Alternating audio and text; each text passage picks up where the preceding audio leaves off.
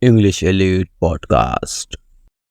I have a question for you. And be honest. Okay. How many times have you read a fascinating article or maybe even listened to one of our deep dives and felt just incredibly smart in the moment? Oh, all the time. Like you're downloading the Matrix. Exactly. And then maybe 3 days later, someone brings up that exact topic and you just freeze. The absolute blank stare. I know it well. It's worse than that. It's like you knew it. You can almost feel the shape of the idea in your head, but the details Gone. completely vaporized. I swear my brain has a slow leak. Well, it's not just you. That is the universal human condition. We are, by design, very efficient forgetting machines. Okay, well, today we are going to try and plug that leak. We're doing a deep dive into some really specific curriculum. It's from the English Elite series. Right, episode 8, I believe. That's the one. Now, on the surface, this is just a lesson about how to learn English vocabulary. Yeah, it's aimed at language learners, technically. But, and this is why I thought it was so perfect for us, if you sort of strip away that English lesson wrapper, what's underneath is basically a user manual for the human brain. The instructors, Alex and Sophia, they're not just teaching words. They are laying out the architecture of memory itself. So I don't care if you're learning Mandarin or just trying to remember your coworkers' names. Yeah. This is the playbook. That's a great way to put it. We're not looking at what to learn today. We're looking at how to make sure it never, ever leaves your head. Exactly. We want to go from why do I keep forgetting to how do I make this stick forever? And to prove a point, I'm going to try to learn a word right now. Live. Oh, you're making yourself the guinea pig. I like it. I am. I picked a hard one. Okay. The word is ultra-crepidarian. Ultra-crepidarian. Okay, that is a mouthful. It is. It means someone who gives opinions on things they know absolutely nothing about. So very useful for the internet age. Extremely useful. So right now, I've heard it. I get what it means. But statistically, by tomorrow morning, that word is in my mental recycling bin, right? Yeah. If you do nothing else, yes, almost guaranteed. And that brings us right to the first big idea in the material. They start by just normalizing the struggle. They ask the question right up front. Why do I forget new words so fast? I found that part so comforting. Because usually when I forget,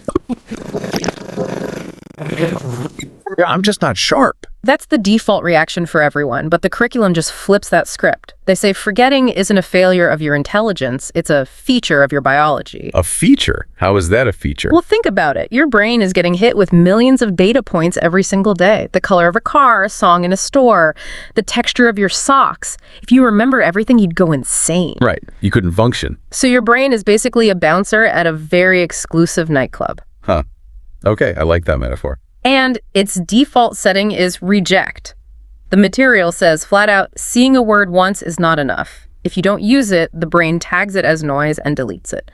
Saves energy. So the bouncer kicks out ultra-crepidarian because I haven't given him a reason to let it into the club. Precisely. You haven't paid the cover charge. So how do we pay the cover charge? This is where they get into the first strategy, making it personal. Yes. The self-reference effect.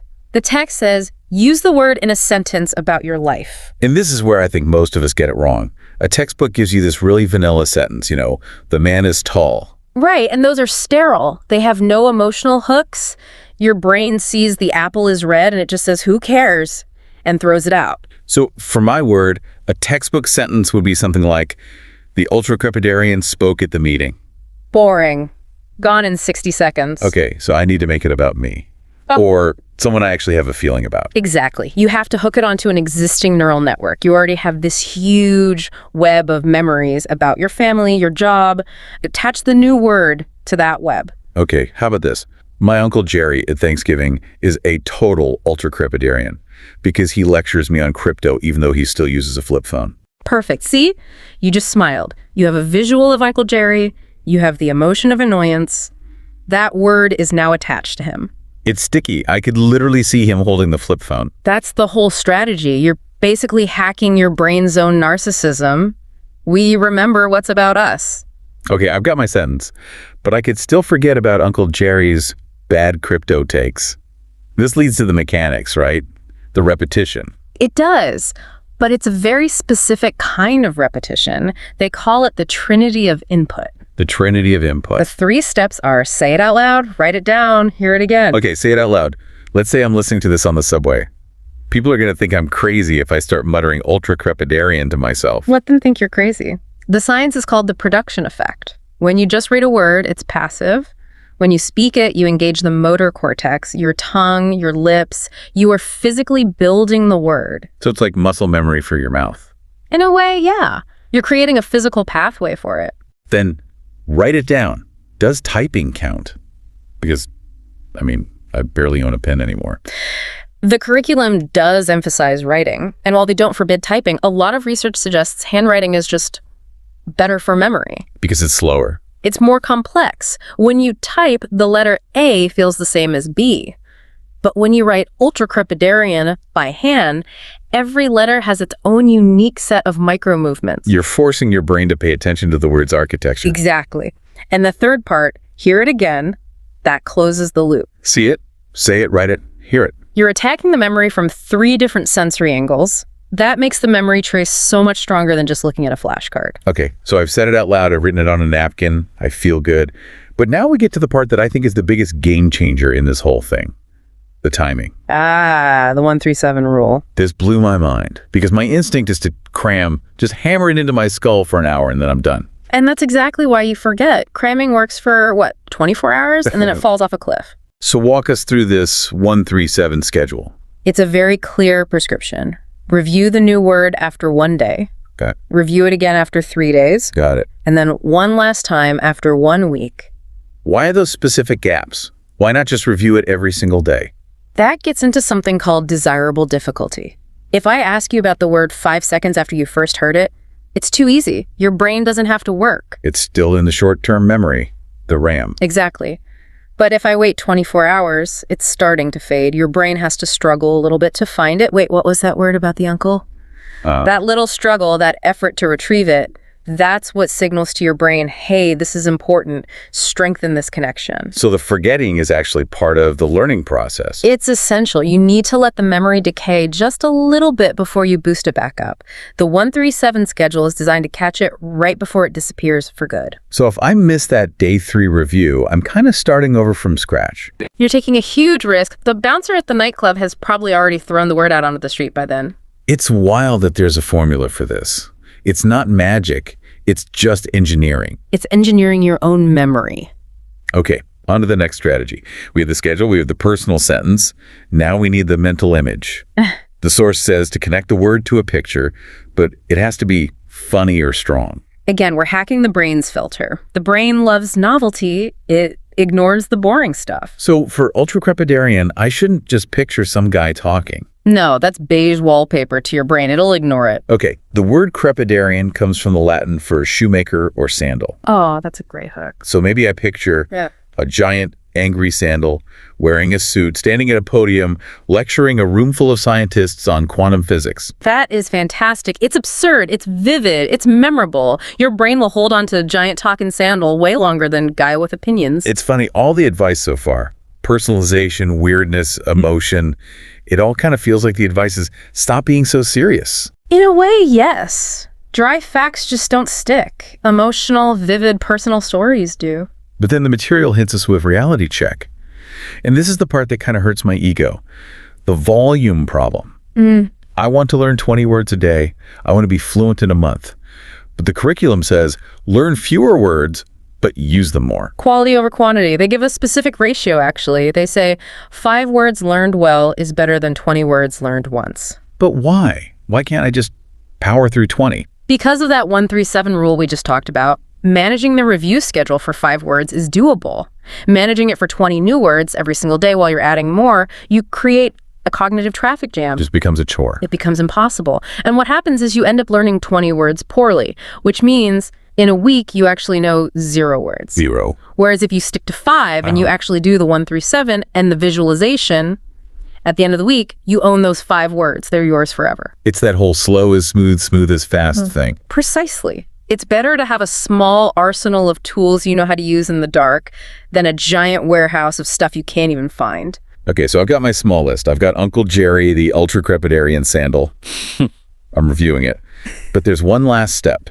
And this is the one that makes my palms sweat. The social pressure step. Speak the word in real conversation. This is the graduation ceremony for the word. But why?